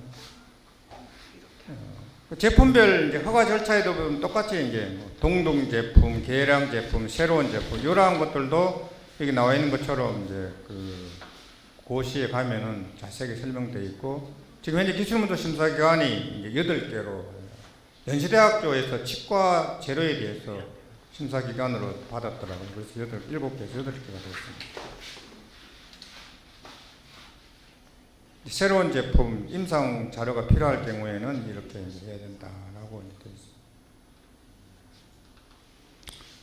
동등 제품은 어떻게 판단하느냐 그런 것도 다 이제 나와 있죠. 별표 5에 보면 이걸 참고해가지고 우리가 해당되는 것이 쭉 해서 어디에 해당되는지 거기에 맞춰가지고 여기 해당되면은 동등 제품이구나 이렇게 판단하도록 아주 친절하게 잘 되어 있습니다. 계량 제품도 마찬가지고 여기 해당되면은 어떠한 것들을 제출해라 이렇게 딱 되어 있죠. 그래서 처음에 할 때 좀 뭐 어렵지 한번 해보면은 그렇게 어렵지 않아요. 그래서 면제되는 것도 이제 딱 적어놨습니다. 이게 특히 이제 여기서 여기 4번이죠. 4번에 이제 다 면제되는 건 아니다라고 하는 거죠. 시험 성적서는 면제되지 않는다. 그래서 반드시 이제 인허가 받기 위해서 공인된 시험 기관에서 시험한 성적서는 자동적으로 업로드 되게 되어 있죠. 업로드. 과거에는 민원인이 그걸 시각처에 갖다 내도록 되어 있지만 지금은 시험소에서 바로 완성되면은 결제가 끝나고 이제 완료가 되면은 시각처 또는 인증기관으로 바로 업로드돼서 그쪽에서 바로 볼 수 있도록. 그러니까 중간에 어떤 수정 이런 것도 할 수 없게 되어 있다는 거죠. 과거에는 그런 것들이 아마 있었던 것 같아요. 수기를 할 때는. 3, 4등급도 마찬가지로 요 표를 이용해 가지고 확인하시면 됩니다. 이것도 마찬가지로 면제되는 것들이 어떤 것을 알고 면제되는 것들은 제출하지 않아도 되니까 중요한 것이죠. 이것도 마찬가지로 시험 성적서는 면제되지 않는다. 근데 이제 제일 중요한 것이 아까 설명드린 기술 문서잖아요. 기술 문서. 기술 문서를 작성해야 되는데 이 항목이 있죠. 신청서 명칭부터 해가지고. 아까 제가 간단하게 설명드렸는데 이 별도로 이제 시각처에서 사용하는 포맷대로 해서 이제 파일을 하나씩 만들어는 거죠. 명칭, 제품명, 품명명, 모델명, 분류번호 하나 쭉 이어서 하지 말고 파일 하나씩 만들어가지고 나중에 이제 이 홈페이지 들어가서 항목을 띄워놓고 드래그 해가지고 갖다 집어넣기만 하라 그 말이에요. 드래그해서 그렇게 되면은 신청서가 완성이 된다는 거죠. 그렇게 하는 것이 가장 쉽고 나중에 수정하려고 그러면 이 안에 들어가서 수정 잘못하면은 뒤엉켜가지고 또 어려움이 있거든요. 그래서 내가 별도로 내가 파일을 만들어가지고 수정하고 검토 다 끝난 다음에 하나씩 갖다 집어넣으면은 쉽게 이 신청서를 작성할 수 있다라고 하는 겁니다.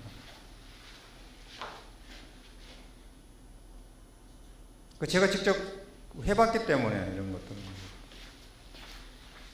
제조사에서 근무를 하면서 직접 이제 인허가를 제가 담당을 했었기 때문에 그래서 이 신청서 기술 문서 이제 항목들이 구조가 이렇게 돼 있다는 거죠.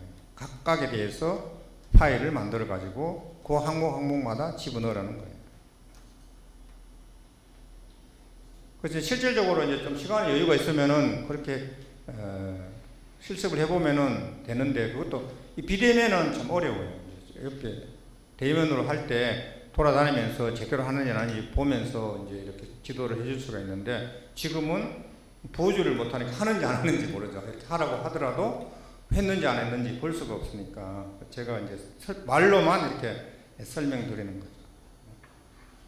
작년에 이제 이것도 규제 관련돼 가지고 전문가 교육을 이제 했었는데 그때는 그렇게 했었습니다. 근데 실질적으로 해보면 처음 오시는 분들이라서 교육을 다 하고 이제 홈페이지 들어가서 하라고 해도 잘 못해요. 이제 또 익숙하지 않고 컴퓨터도 익숙하지 않은 분들이 많아요. 젊은 분들은 또 잘하더라고요. 이제 나이 드신 분들은 컴퓨터 자체부터 이제 익숙하지 않으니까. 그 4등급은 지금 국제화 표준 기술 문서로 이제 작성을 해야 된다는 거예요. 거기에 이제 복잡하게 이런 것들이 이제 필수 원칙, 위험 분석, 공정도, 임상자료 이런 것들이 포함되어야 된다라고 하는 것이죠. 이런 것들을 확인하기 위해서도 마찬가지로 이제 시각처의 홈페이지 들어가면은 논의 안내서가 다 있다라고 하는 걸 보여드린 거고요. 그래서 이제 2등급과 1등급 이제 이 개수문서 작성할 때 항목 자체가 여기는 이제 14가지고 여기는 8가지죠. 많이 이제 차이가 난다는 거죠. 그만큼 신고 1등급 그 위에도가 낮기 때문에 이제 쉽게 할 수 있도록 되어 있다는 겁니다.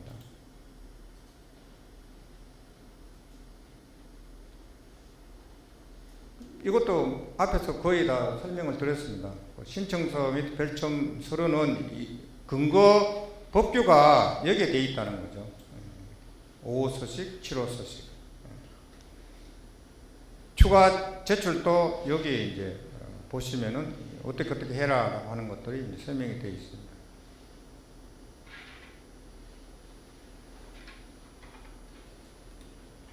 이제 사용 목적은 그래 왜 넣어놨냐? 사용 목적이 제일 중요하거든요. 의료기기인지 아닌지를 판단하는 근거가 이 사용 목적이에요. 우리가 만든 제품의 어떠한 목적을 위해서, 그러니까 의료기기법 제2조 1항에 있는 의료기기란 정의 나온 거기에 맞는지 안 맞는지를 확인할 수 있는 것이 바로 이 사용 목적이라는 거죠. 적응증이나 효능 효과 또는 사용 목적 기재하라고 되기 때문에 이걸 잘 기재해야 되고, 특히 1등급은 여기 보면은 여기에 있는 품목 및 품목에 등록하는 규정에 있는 그거를 그냥 그대로 갖다 카피해서 써도 된다라고 이렇게 친절하게 해놨습니다.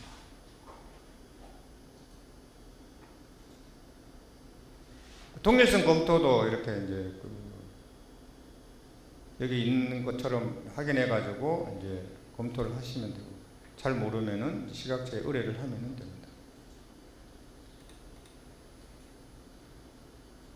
그러니까 동일성 검토라는 건 내가 만드는 제품이 기계 만든 회사 거하고 같으냐 안 같으냐, 아니면 내가 만든 우리 회사에서 먼저 만든 제품하고 지금 만든 제품하고 같으냐 안 같으냐, 그걸 이제 검토하라는 거죠. 이제 본질적 동동품목 비교, 이게 본질적 동동품목 비교해가지고 본질적으로 동동하다고 하면은 많은 것들이 제출 자료로 면제되기 때문에 이거를 한다는 거죠. 그래서 반드시 이거는 하도록 되어 있습니다. 그래서 이 양식이 딱 이제 그 포맷으로 시각처에 만들어져 있죠. 여기에 따라 가지고 해서 여기 체크해 가지고 시각처에 제출하면 되겠습니다. 이건 설명되어 있는 거고요. 1번부터 어떻게 앞에 나와 있는 표에 따라서 어떻게 작성해라 설명이 됩니다. 그래서 기본적인 거는 제가 이제 다 설명드렸고, 이제 금년부터 바뀌는 의료기기법 그런 것들을 제가 여기 이제 쭉 의료기기법 그대로 제가 카피해 가지고 수록해 놨습니다. 그래서 중요한 것만 제가 언급하고 넘어갈 거니까 여러분들은 의료기기법 시행되는 것을 다운로드 받으셔가지고 한번 쭉 보시는 게 좋겠습니다. 일단은 여기 제가 여기다가 이제 그 PPT로 만들어 놓은 거는 금년도에 변경되는 내용, 1월달 또는 2월달에 적용되는 것들만 다 뽑아놨습니다. 그래서 의료기기 위원회라고 5조에 나와 있는데, 여기서는 의료기기의 시판 후 조사 재평가에 관한 사항, 여기 이제 과거에 뭐였나 그러면은 재심사였죠. 재심사. 근데 이제 이 시판 후 조사라고 하는 용어로 바뀌었다는 겁니다. 그만큼 이제 시판 후 관련된, 아까 이제 제가 처음에 설명드린 것처럼 시판 전, 시판 후, 시판 후 관련된 것도 중요하게 이제 부각시키기 위해서 또 해외에 이제 그렇게 하고 있으니까 우리나라도 이제 들어갔습니다. 그래서 보면은 금년 2월 18일부터 적용한다고 되어 있죠. 2월 18일부터. 품질 책임자 준수 사항도 여기 보면은 4번에 제조업자는 제2항 또는 제3항에서 교육을 받지 아니한 자는 그 업무에 종사해서는 안 된다. 이거 명확하게 들어갔습니다. 그러니까 품질 책임자 업 허가할 때 들어가야 된다 그랬지 않습니까? 제조업 수입을 할 때. 그 인원은 매년 한 번씩 품질 책임자 교육을 받도록 되어 있는데, 받지 않으면은 업무를 못 하도록 이렇게 명시를 했다는 거죠. 그래서 반드시 회사에서는 품질 책임 교육을 받도록 해야 됩니다. 맨날 받으니까 지루하지만은 가서 받아야 돼. 법에 그렇게 되어 있으니까. 그래서 이제 여기 보면은 이제 신개발 의료기기 등의 시판호 조사, 이제 신개발 의료기기는 이제 허가를 빨리 내주기 위해서 이제 하는 제도인데, 거기에 따라 가지고 시판호 조사를 어떻게 하고 또 면제시켜주는 거고, 그런 것들이 이제 쭉 이제 들어가 있습니다. 그래서 이것도 보면은 금년 2월 18일부터 적용된다라고 이렇게 되어 있습니다. 이 내용들은 한번 신개발 의료기기 해당 안 되면 이거 상관없는 거니까요. 해당되는 제조사만 이걸 한번 보시면 되겠습니다.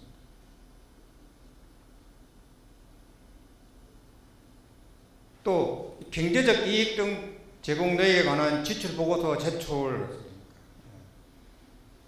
이것도 보면은 이제 그 적용 시점이 내년 7월 21일부터 적용한다고 되어 있습니다. 이렇게 자꾸 이제 그 법을 개정해가지고 해야 될 일들이 많도록, 그러니까 과거에 안 해도 되지만은 이제는 안 하면 안 되고 법에 들어있기 때문에 지켜야 되지 않습니까?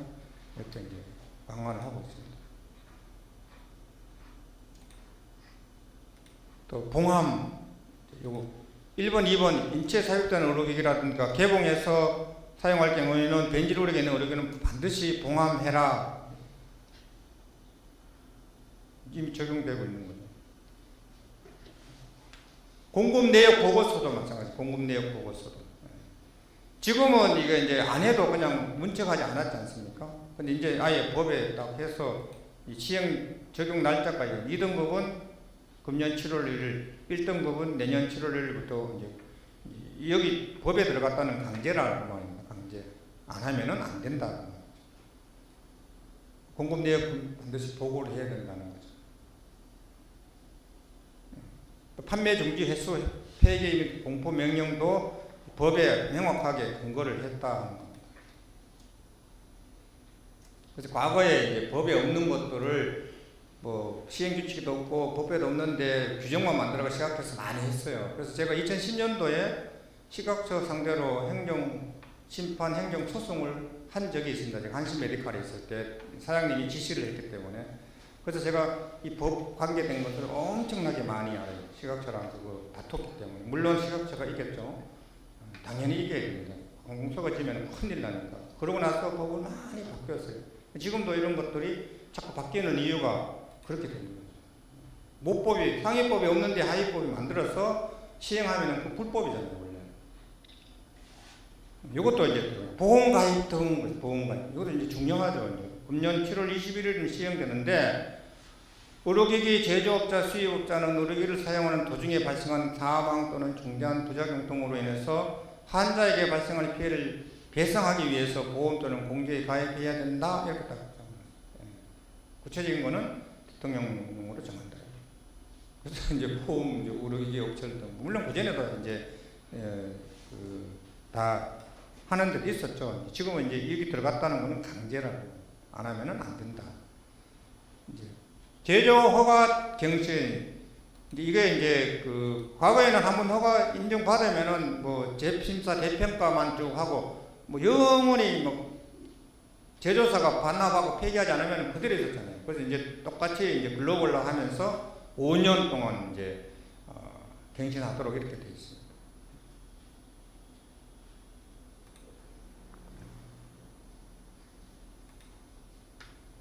이것도 이제 쭉 적용돼 22년 2월 18일 뭐 올해 이제 2월 18일부터 이제 이 관련되어 있는 49조 항목은 적용된다 이렇게 되어 있습니다. 스스로도 이제 법적 근거로 의해서 이제 앞으로 계속 올려요. 인허가 이제 할 때 시각처에 작년인가도 또 올렸죠. 명확하게 법에 넣었기 때문에. 요 가지가 이제 법이고 법에 따라 가지고 이제 시행 규칙이 좀 더 세부적으로 되어 있는 겁니다. 시행 규칙은 좀 더 세부적으로. 품질 책임자 교육 실시기간 지정 이거 이제 요즘 이제 품질 책임자 교육을 하기 위해서 지금 그 의료기기 안전정보원에서 하지 않습니까? 뭐 조합도 하고 협회도 하고 있는데 이걸 하려면은 신청하면은 시각처에서 지정해 준다는 겁니다. 아까 품질 책임자들이 교육을 받지 않으면은 품질 책임자 업무를 못하도록 법에 명시를 했지 않습니까? 과거에는 어떻게 되냐 그러면은 책임자가 못 받으면은 밑에 직원이 받아도 인정해줬어요. 이제는 이게 안 되겠죠, 법에. 여기 이제 적용 요거 이제 필수교육 지정에 관한 것들은 이제 금년 1월 21일부터 이제 여기 개정해가지고 적용이 되고 있는 거죠. 그래서 예를 들어 가지고 뭐 전남대학교에서 품질 책임자 교육 실습기관을 하고 싶으면은 여기 따른 어떤 서류를 다 갖춰가지고 신청하면은 시각처장한테 하면은 심사해가지고 지정을 해주겠죠. 그런 내용. 근데 주로 이제 여기 보면은 정보원 또는 식품의약관전처장이 공부하는 의료기기 관련 기관 또는 단체일 것 이렇게 얘기해요. 여기서 이제 책임자 교육을 한다. 요즘 이제 그 규제 전문가 교육기관들은 엄청 많이 생겼죠. 시판호 조사 면제 앞에서 이제 나와 있는 거 시판호 조사 관련돼서 이제 면제되는 것 조항들을 규칙에 정해가지고 이러한 것들은 시판호 조사를 안 해도 된다 하는 것들을 이제 기록해놨습니다. 시판호 조사 계획서 승인, 시판호 조사를 계획해가지고 어떻게 결국 시판호 조사 계획서를 만들어라는 거죠, 그죠? 어떻게 시판호는 조사를 하겠다. 이제 MDR 같은 경우는 PMS, 뭐 PMCF 해가지고 어떻게 하라고 자세하게 설명되어 있는 것처럼 우리나라도 이제 그렇게 이제 해놨다는 겁니다. 그래서 그 재심사라는 용어가 없어지고 이제 시판 후 조사, 시판 후 그렇게 바뀌었다는 거죠. 정기 보고 방법 절차도 시행 규칙에 이렇게 다 이것도 2월 18일 날 적용되도록 되어 있습니다. 여기 보면은 시판 후 조사 대상에 대한 관찰 기록 등 기초 자료, 평가 결과에 대한 자료, 부작용 자료 이런 것들을 다 조사해야 된다는 거예요. 그러한 결과들도 이제 제출해라. 누구누구한테 총리령을 적은 자료는 국내외 판매 현황의 외국의 허가 현황에 관한 자료를 말한다. 그리고 어떻게 해라 하는 내용들이 다 기록되어 있습니다. 이것도 2월 18일 날 적용되게 되어 있습니다.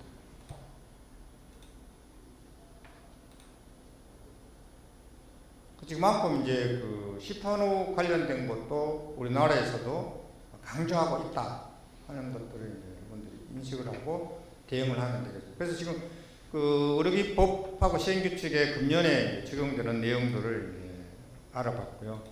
그래서 지금까지 이제 설명드렸는데 인허가 할 때 실질적으로 그럼 우리가 어떻게 해야 되느냐 하는 것들을 이제 설명을 잠깐 드리려고 해요.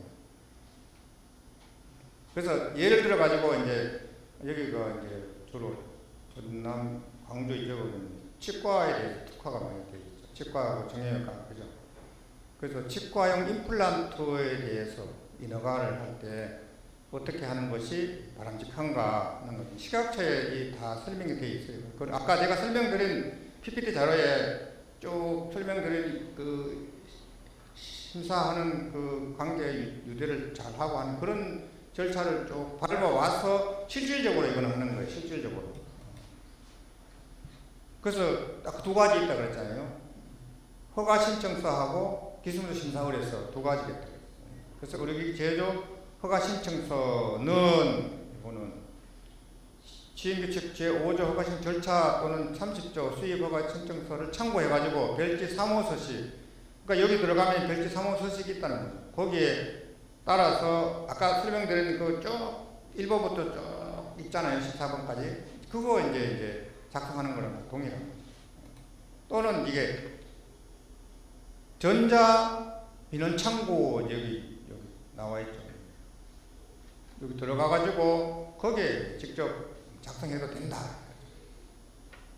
기술문서 심사도 마찬가지예요. 심사 의뢰서도 아까 설명드린 것처럼 기술문서 등의 심사 구조에 있는 거에 따라 가지고 요거는 별지 8호 서식 또는 민원 창고에 들어가 가지고 여기에서 그 항목별로 아까 설명드렸잖아요. 그래서 미리 관련된 항목별로 파일로 따로따로 만들어 가지고 작성해서 문제점이 있는지 없는지 뭐 오탈자라든지 잘못된 그런 것들 빠진 것을 다 검토한 다음에 그것이 이상이 없다고 했을 때 여기 들어가서 요 사이트에 들어가서 하나씩 드래그해서 갖다 집어넣으면은 완성이 된다는 것이죠. 그런 식으로 이렇게 하면 됩니다.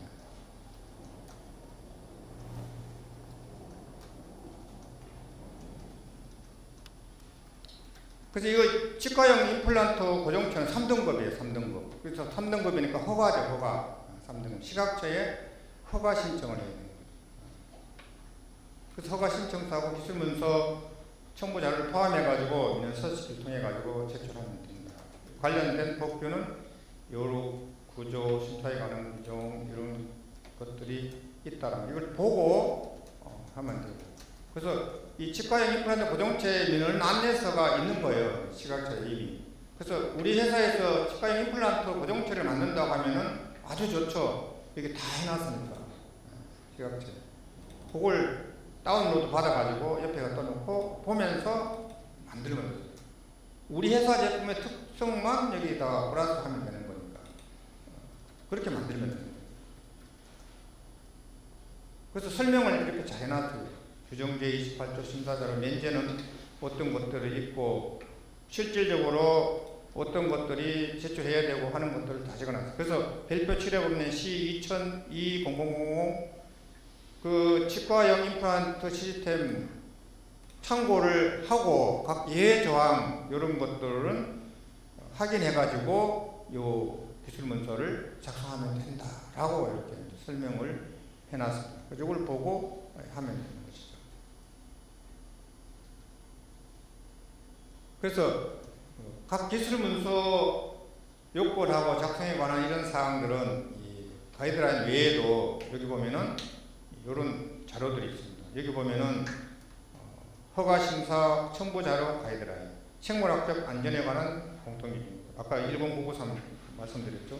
그 안정성 이게 여기 보면은 이제 용어가 안전성하고 안정성이 다른데 혼동해서 같이 쓰는 경우가 있는데. 이제 안전성은 전기기계적 안전에 관한 공통기준이고 생물학적 안전에 관한 공통기준이잖아요. 그죠? 안전에는 세이프티라는 거죠. 안정은 스테빌리티라는 거죠. 항상 일정하게 안정적으로 되는 그런 경우에 이제 안정성이라는 단어를 쓰는 거예요.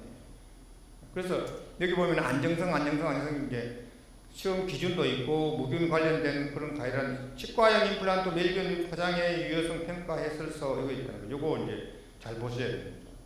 임상 관련된 거는 임상 계획서 관련 가이드라인. 성능하고 안정성 이제 질문에도 나와 있는 내용인데 이 성능하고 안정성과 치과용 임플란트 성능 및 안전성 평가 시험 해설서가 남겼다는 거죠. 이걸 보고 거기에 따라 가지고 우리 제품하고 비교해 가지고 어떻게 하면 되는지 요 다운로드 받아 가지고 보시면 된다는 거죠. 그리고 물리화학 생물학적 관련된 것도 여기 보면 임플란트 조직 반응 평가 기법에 관한 가이드라인 요거를 이제 다운로드 받아가지고 보고 하시면 된다는 거죠. 다른 제품도 마찬가지예요. 시각처에 그 민원인 안내서가 있다고 하면은 그것을 다운로드 받아가지고 보면은 거기에 이런 내용들이 어떤 걸 참고하라는 내용까지 다 있다는 겁니다. 그걸 보고 하시면 되는 거죠. 그래서 물리화학적인 공도 표면 특성 평가 기법에 관한 가이드가 있다는 그걸 첩교로 요거 이제 치과용 임플란트만 치고 엔터 치면 이렇게 쫙 나옵니다.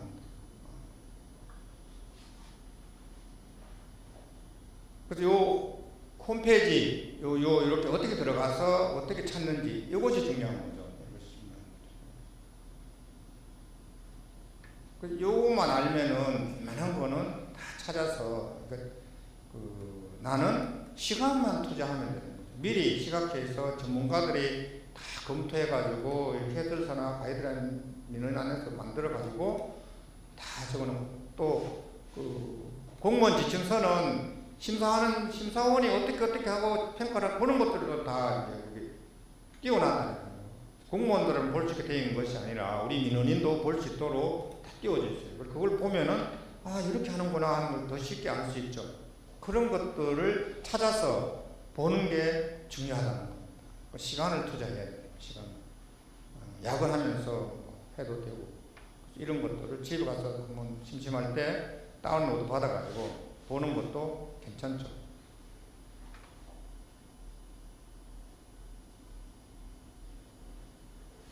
그리고 이제 시험 검사 성적서가 반드시 필요하잖아요. 이걸 이제 공인 인증 기관에 이제 지정 기관에 신청할 때 허가 목적이라고 얘기된다는 거예요. 허가 목적. 이게 이제 3등급이니까. 그래서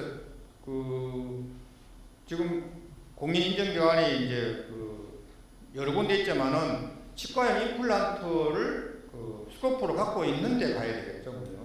다 받았다 그래도 되는 것이 아니니까. 그 외에 뭐 여러 가지 이걸 작성하기 필요한 것들은 제가 여기까지밖에 설명 시간이 이제 제한되니까 요 치과 임플란트 허가 관련된 민원의 안내서에 보면은 끝까지 1항목 명칭부터 해가지고 끝까지 세부적으로 자세하게 설명해가지고 되어 있습니다. 그걸 제가 지금 띄워가지고 하나씩 이렇게 준다고 설명 들을 수 있는데 시간적 제한 때문에 여기까지만 제가 설명을 넣어놓은 거예요. 그래서 여러분들이 해야 될 일은 우리가 만드는 제품하고 똑같은 그런 가이던스를 찾아서 다운로드 받아가지고 갖고 있으면은 엄청나게 기술 문서 작성하는데 편하다. 이거 그대로 따라서 제가 이렇게 설명 안 들어도 그걸 옆에 놓고 보면은 그대로 참고가 되기 때문에 그 정도로 시각처에서 잘 만들어 놨어요. 대부분 그걸 잘 몰라서 이제 활용을 못 하는 거지, 그렇게 하면 쉽게 신청할 수 있어요. 그래서 여기 보면은 치과형 임플란트 고정체 중에 이제 이렇게 이제 작성할 때 예를 들어 가지고 치수별로 신청할 때는 이런 식으로 쳐라. 제품명에는 각 제품의 모델명을 기재하고, 모델은 우리가 정하는 거니까 예를 들어 가지고 뭐 치과형 임플란트 뭐 1, 2, 3, 4 뭐 1, 2, 3, 5 이렇게 정할 수 있고, 모양 구조도 이제 고정체 길이나 직경 치수를 그대로 기재하면 된다. 어떻게 기재합니까? 특정 치수별로 할 때는 이렇게 하면 된다. 그래서 예를 들어서 IMP 421000이라는 거는 직경이 4.2고 길이가 10.0이다. 이렇게 이제 딱 설명까지 해놨습니다. 범위를 정해놓고. 그래서 우리는 어떠한 치수까지 이제 설계해가지고 출하할 것인지 그걸 맞춰서 딱 적으면 되는 거죠. 아주 친절하게 이렇게 잘 해놨습니다. 그러니까 뭐 특별히 뭐 유명한 강사 필요 없어요. 여기 보면 다 시각처에서는 전문가들이 이걸 전부 모여가지고 많은 인원이 모여서 논의해가지고 그렇게 해서 작성된 거거든요. 특히나 이 치과 임플란트를 기존에 만들었던 회사 인원이 또 참여해가지고 만들었거든요. 그러니까 아주 잘 만들어져 있는 거예요.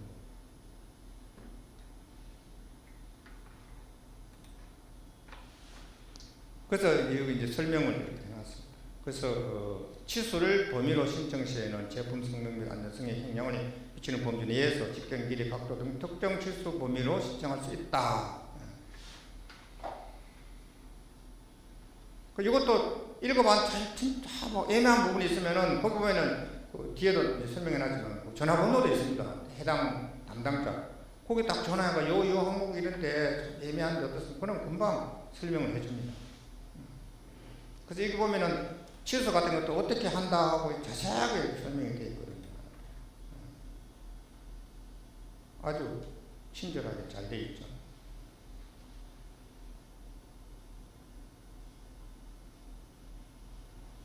나머지 부분 이제 실질적인 그런 내용들인데 이걸 여러분들이 다운로드 받아가지고, 그러니까 치과형 임플란트 제조회사만 치과형 임플란트 필요한 거고, 나머지 내가 만약에 뭐 정형외과 관련된 그런 것들 만든다 그러면 그 제품을 다운로드 받아야 되겠죠. 그래서 그걸 한번 쭉 읽어보고 갖고 있는 자료하고 대입해가지고 기술 문서를 혼자서 항목별로 한번 쫙 만들어보고 그것을 만들어가지고 검토를 받고 이렇게 해야 됩니다.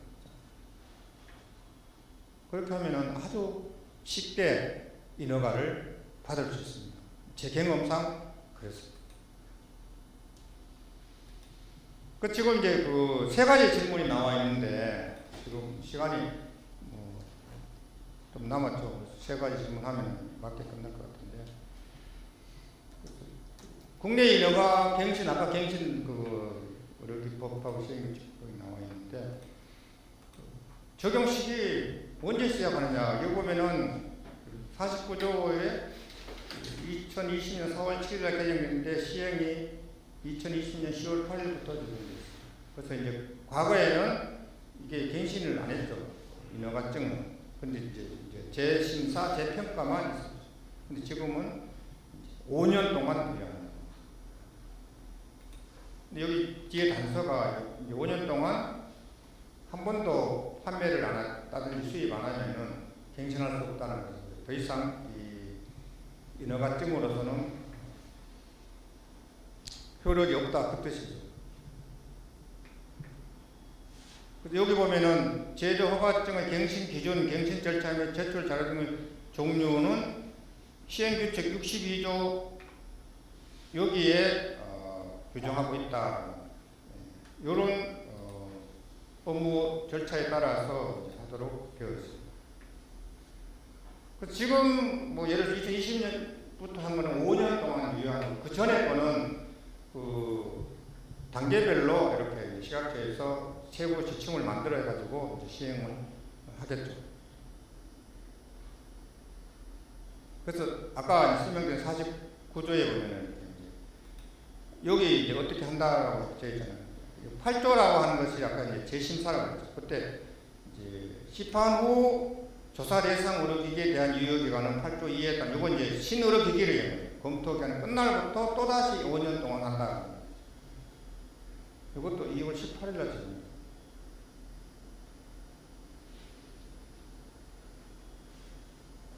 그 다음에 이제 치과 임플란트 피로도 시험이 어려워졌다. 어려워질 게 아니고, 이게 원래 있었던 거죠. 이제 어려워진 게 아니고. 아까 앞에도 했지만 이걸 하기 위해서는 여기 나와 있는 이런 자료들을 참고해야 됩니다. 그래서 케이스 선정 기준을 알고 싶다. 이렇게 해석이 명확하지 않아 매번 다르다. 케이스라고 하는 것은 이게 포장지잖아요. 포장지. 포장지는 포장 관련된 그런 여기 보면은 치과 임플란트 멸균 및 포장 유효성 평가 해설서 이걸 보시면은 거기에 설명되어 있는 것이죠. 그리고 여기 보면 포장 시험을 해가지고 여기 보면은 ISO 11607에 따랐다 이게 포장 방법. ISO 11607을 보시고 여기 따라 가지고 하시면은 이의가 없다는 왜 국제 표준이니까 시각처에서 뭐 여기 표준에 따라서 만들었는데 그 심사위원이 채석을 달리하고 이렇게 할 수는 없는 거예요. 그러니까 제조회사마다 막 다르게 이 표준에 없이 제조회사에서 근거도 없는 식으로 만들어서 가니까 자꾸 다르게 얘기하는 거예요. 명확하게 우리는 여기에 몇 점 몇 단에 있는 대로 다 해가지고 따라서 그러면은 아무 이의 제기를 하지 않습니다. 그리고 피로도도 여기 보시면은 ISO 14801에 따른다. 이건 이제 자사, 성적서, 성능시험 자사에서 정하는 거잖아요. 우리 회사에서 이렇게 정한 거예요. 얼마, 몇 뉴턴 이상을 해야 된다. 이렇게 했을 때. 근데 우리는 14801에 따라서 피로도 시험을 한다. 공인인증기관에 산 게 아니라 자기 회사에서 할 수도 있고, 장비가 없으면은 공인인증기관에서 할 수도 있는 거죠. 여기 이제 기준은 여기 우리가 만든 거예요. 여기에 맞춰서 시험 개척기가 있으면 거기에 따라서 이제 해서 기준에 맞는지 안 맞는지 합격 불합격 정하면 된다 하는 겁니다. 그 다음에 이제 마지막으로 시간이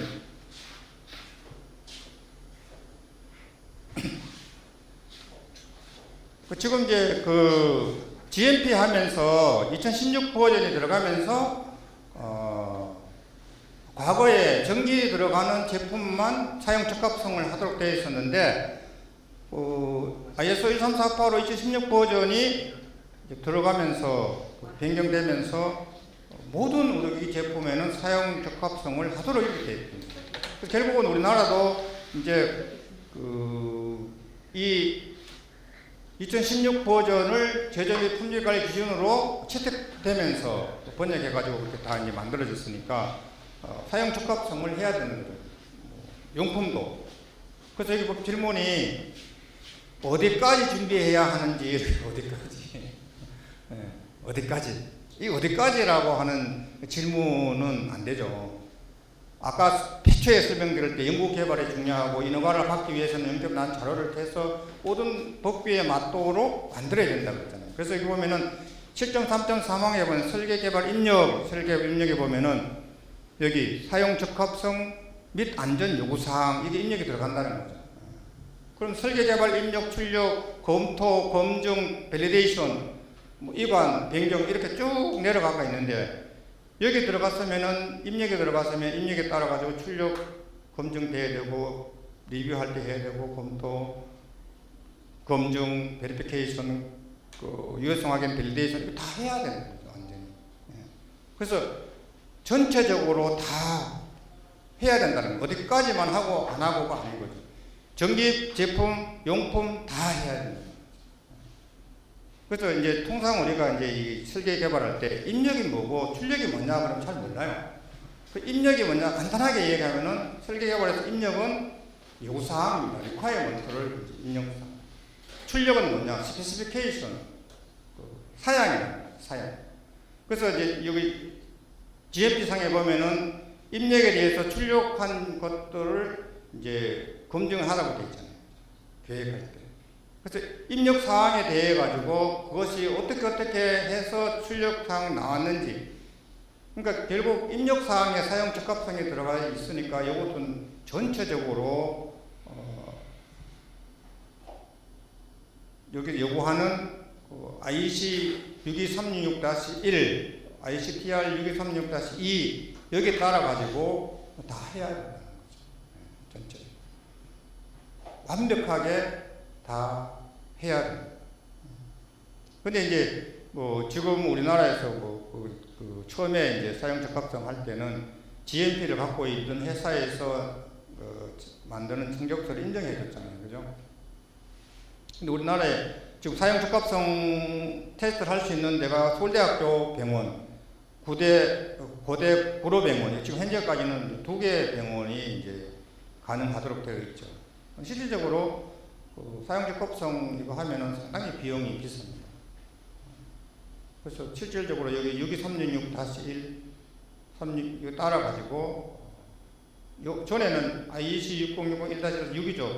거기 보면 몇 장 안 들어있고 62366-1에 따라서 하라 이렇게 되어 있으니까 결국 이거를 이제 제시를 해놓은 겁니다. 결국은 여기에 따라서 다 해야 됩니다. 사용 적합성에 의해서 오염할 수 있는 것들이 뭔지 위험 요소를 다 감소시키고, 그러니까 위험 관리도 사용 적합성도 같이 해야 되는 것이죠. 그러니까 여기 보면 이게 시각해서 제조자는 IEC 6236-1 또는 이와 동동 이상의 표준, 동동 이상 찾기가 어려워요. 그래서 그냥 6236-1로 하면 되는 거죠. 사용 적합성 활동에 대한 절차를 수립하여 하며 사용 적합성 활동 수행 후에 각 단계별 수행 활동에 대한 기록 유지해야 된다. 그래서 다 해야 돼요.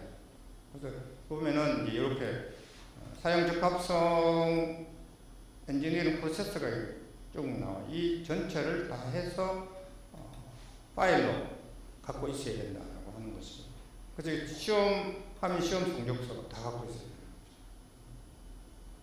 그래서 지금 현재로서는 아직까지 유예를 시켜야 된다든지 어디까지만 해야 된다든지 이런 내용들이 없기 때문에 잠정적으로 시각처에서 해오는 걸 보고 강하게 적용 안 하는 것 뿐이지 실질적으로는 다 해서 위험 관리하듯이 유저빌리티도 다 해서 제출해야 된다라고 하는 것입니다. 그렇게 해야 실질적인 의료기기 인허가를 받을 수가 있게 되는 것이죠.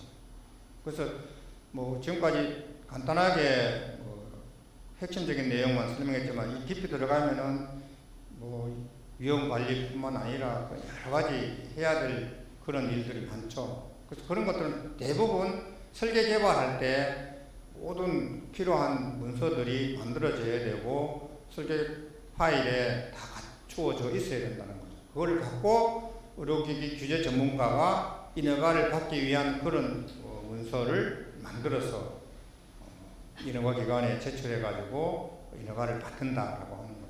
그래서 이 국내 뭐 인허가뿐만 아니라 지금은 뭐 CE라든지 FDA라든지 이런 것 거의 대동소이하게 되어졌다. 단지 조금 더 다른 나라에서 몇 퍼센트 더 추가되는 것 뿐이다. 기본적으로 국내에 하는 것들만 잘 하면은 나머지 부분은 조금만 더 추가하면은 다 되도록 이렇게 돼 있다는 거죠. 그래서 우리나라도 이제 글로벌화되기 때문에 그 IMDRF 10번째 가입이 됐고 작년에는 우리나라가 의정국이었잖아요. IMDRF 의정국이었죠. 그만큼 우리나라 위상도 상당히 높아졌습니다. 그래서 지금 뭐 특히 CE라든가 이런 데 너무 이제 관심을 두고 이제 있는데 그걸 바로 하려면은 너무 해야 될 또 많은 것 같고 막 머리도 아픈 것 같은데 그거 앞서서 국내에 하는 것들을 먼저 잘하고 왜 전부 이제 한글로 다 되어 있으니까요. 거의 똑같아요. 그리고 또 시각처에 그 최소사라든지 민원인 안내서가 다 갖추어져 있기 때문에 그걸 먼저 공부를 하게 되면은 나머지 CE라든가 FDA 이런 것도 다 무난하게 할 수 있는 그런 역량이 된다는 거죠.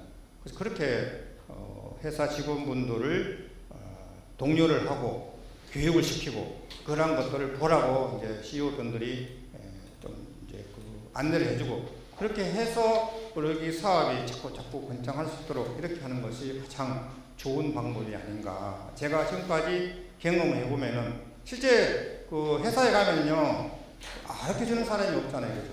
가르쳐주는 사람이 없어. 내가 처음부터 막 공부해야 돼. 근데 그게 쉽지 않잖아요, 그죠? 업무도 많기 때문에 누군가가 이런 그 길라잡이를 해주면은 상당히 쉬워지는 거예요. 별 것도 아닌데 그걸 내가 모르기 때문에 못 찾아서 어려운 거죠. 근데 그걸 잠깐만 이렇게 하면 된다라고 한마디만 해주면은 금방 그걸 이제 습득해가지고 적용할 수 있는 그런 능력들은 대한민국 그 직원들은 다 갖고 있어요. 다 대학 나가고 똑똑하기 때문에. 그래서 그런 것들이 핵심적인 내용만 잘 이렇게 알려주고 공부할 수 있도록 또 시간을 배려해주고 또 교육을 받을 수 있도록 또 이렇게 이제 독려를 하고 이렇게 하면은 르기기 제조하고 있는 그런 업체들이 더욱더 빠른 시간 내에 크게 성장할 수 있지 않겠나 이렇게 생각하고 오늘 교육을 또 마치도록 하겠습니다. 감사합니다. 뭐 추가적인 질문 내용 그런 게 있으면은 저기 맨 앞에 이메일 전화번호 있으니까 그쪽으로 보내주시면은 제가 성의껏 답변해 드릴 수 있도록 그렇게 하겠습니다. 감사합니다.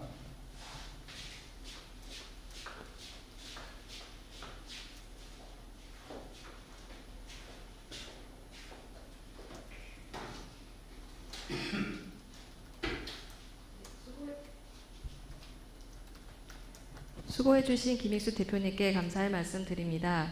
이상으로 치과생체흡수성 소재부품 중소파트너 지원사업 수혜기업의 성공적인 의료기기 인허가 획득을 위한 세미나를 마치겠습니다. 바쁘신 와중에도 세미나에 참석해주신 기업 관계자분들께 감사의 말씀을 드리며 다음 세미나의 세부 내용은 추후 공지 드리도록 하겠습니다. 감사합니다.